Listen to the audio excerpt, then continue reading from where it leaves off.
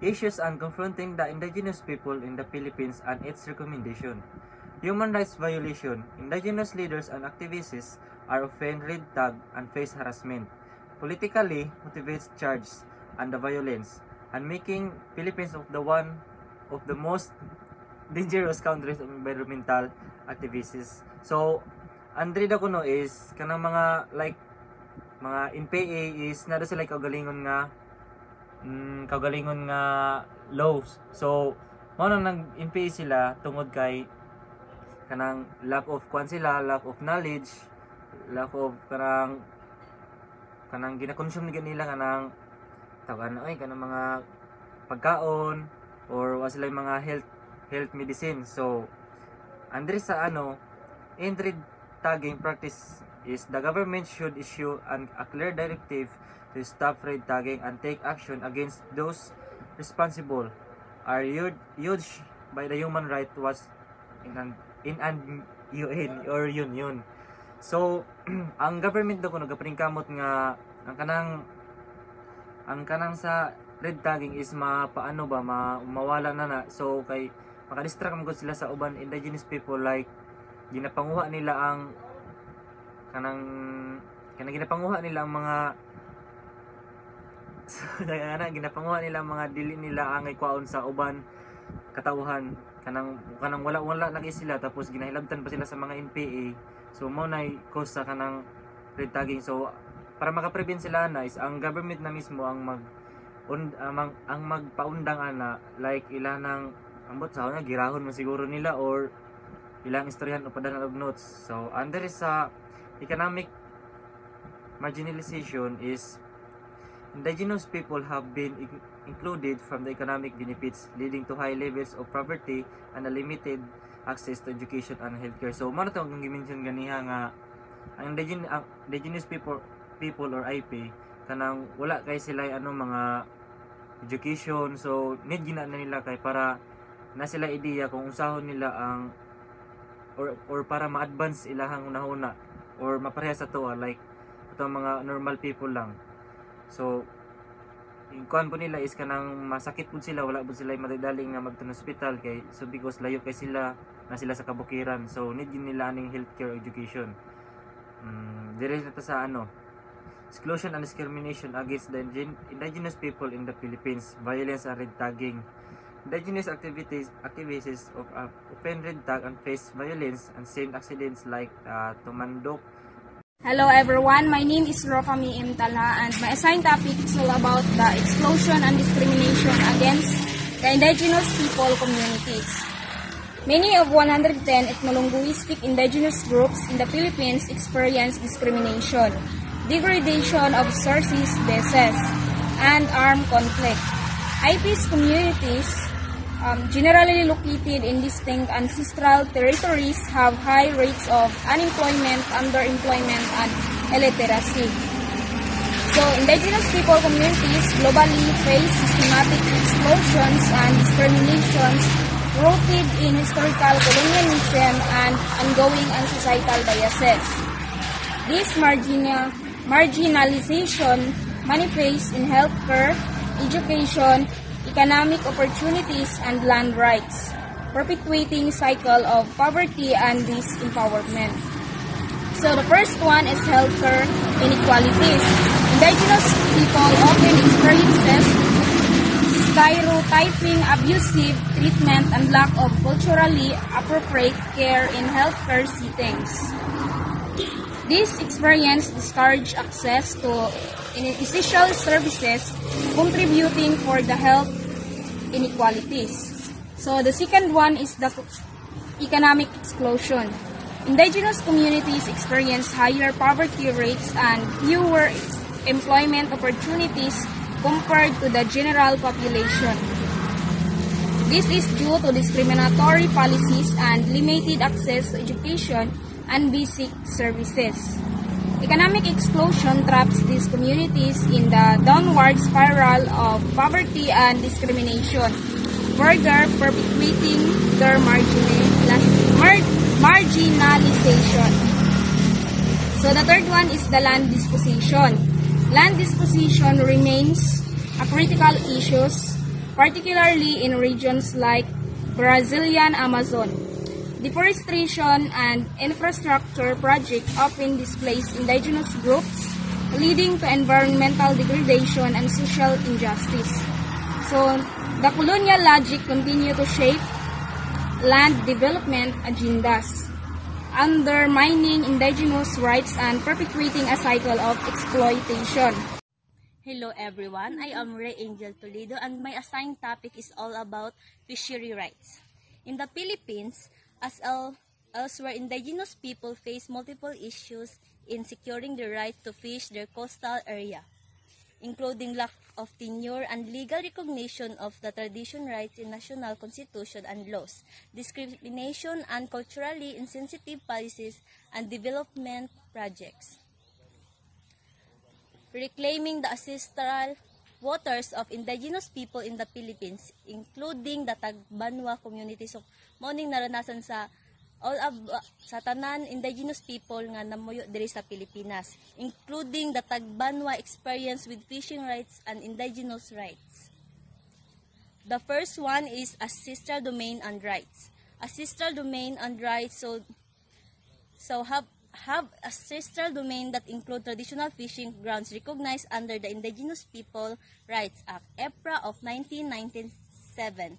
The second one is fishing rights. So fishing is a primary livelihood for indigenous people and is tied to their cultural identity of sustainable practices. The third one is challenging to fishing rights. So encroachment by commercial fishing operation and environmental degradation threaten their traditional fishing grounds. The fourth one is cultural significance. So fishing is deeply embedded in Tagbanwa culture, making the reclamation of fishing rights essential for preserving their heritage. The fifth one is advocacy and legal support.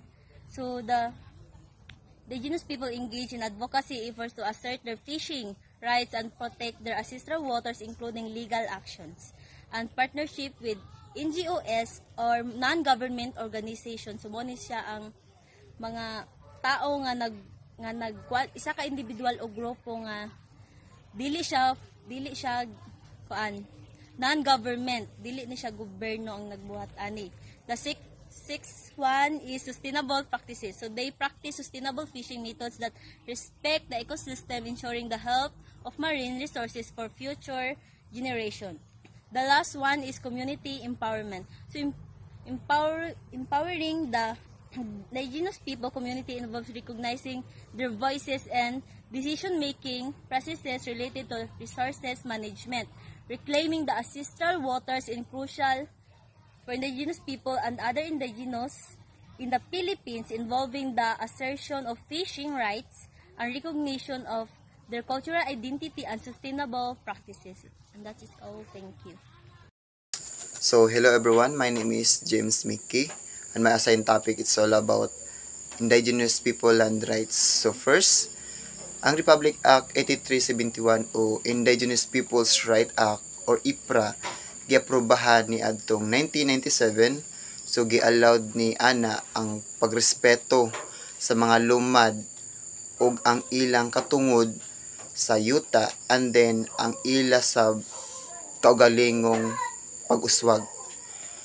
Pero bisan pa kadto nga balaod, daghan gihapon ang mga problema, hindi gihapon maayo ang pagpahuman ing ana og daghan gihapon ang wala ga-follow sa maong balaod.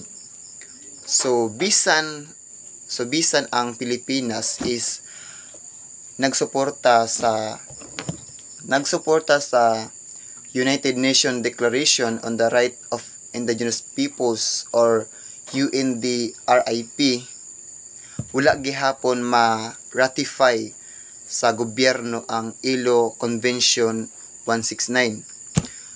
So nagkadaghan kasamot ang kasamok sa yuta sa mga lumad tungod sa mga foreigner nga namunuhan sa yuta.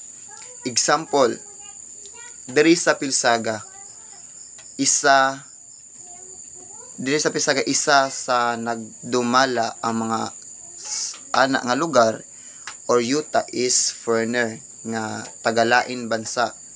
So ang mga tao dito nga lumad is nagkagubot kay tungod sa ilang yuta nga kabilin. So ang lumad na gusto maila ang ilang mga yuta nga pinaagi sa balaod is nagatubang og dagkong mga babag.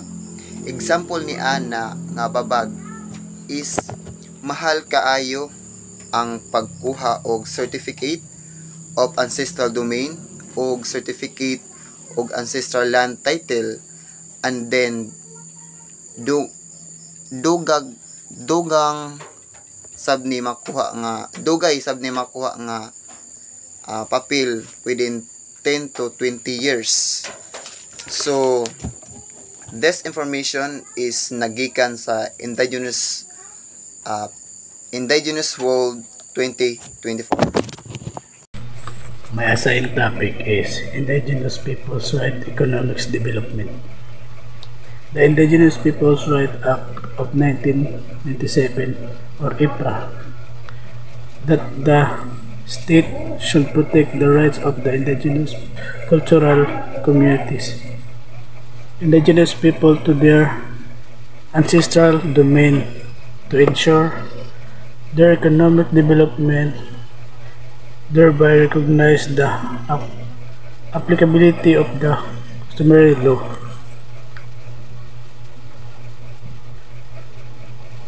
This policy brief summarizes key findings and recommendation on the rights of economic development from a study done by Tibtiba entitled Pagsasalin Lahi, asserting and safeguarding indigenous people's rights from the next generation. Ang law nag-iwan that their government must protect the rights of indigenous people and their communities, especially when it comes their ancestral land. They have traditionally lived and cared from. It also aims to support their economic development, meaning it helps grow and improve their way of life. Importantly, the law also respects their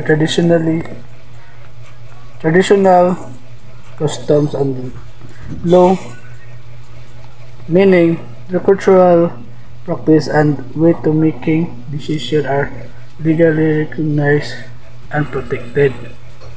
In short, IPRA ensures that indigenous people have the right to their land, livelihood, and culture. So good evening atong tanan.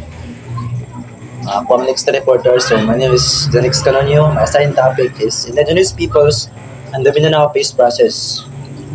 Indigenous people have been included in constitutions and people's building efforts such as drafting of the Bangsamoro Basic Law and the Comprehensive Agreement of the Bangsamoro, which aims to end decades of effect between the government and the Moro Islamic Liberation Front, or MILF. So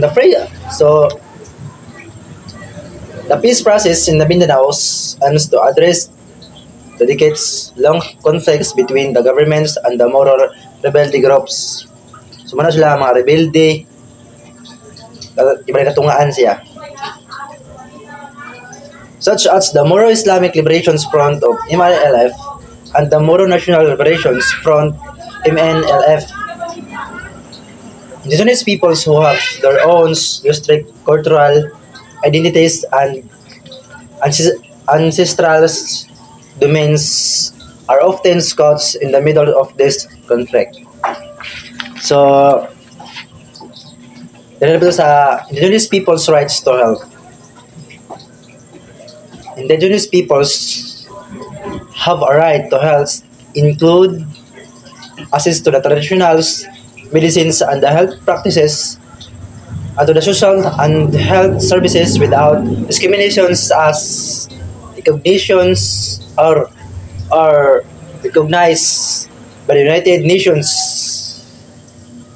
declarations of the rights of the indigenous people.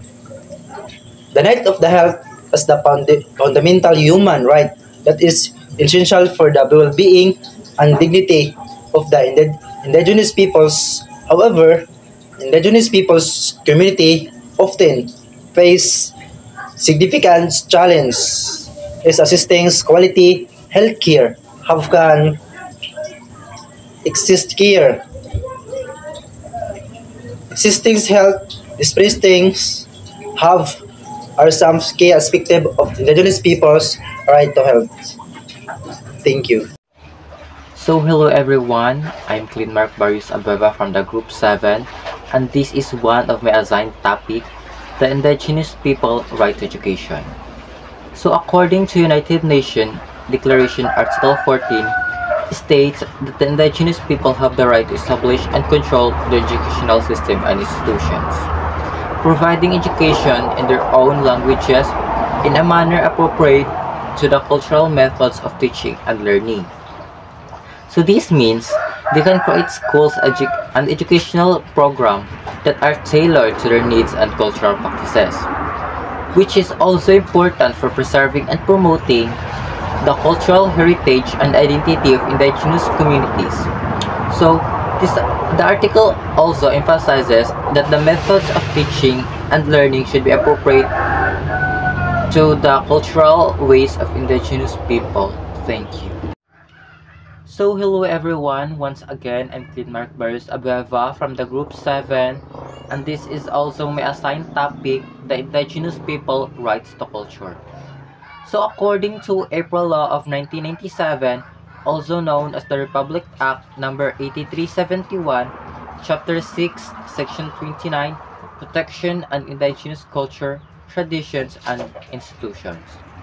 The state shall respect, recognize and protect the right of ICCs or IPs to preserve and protect their culture, traditions, and institutions.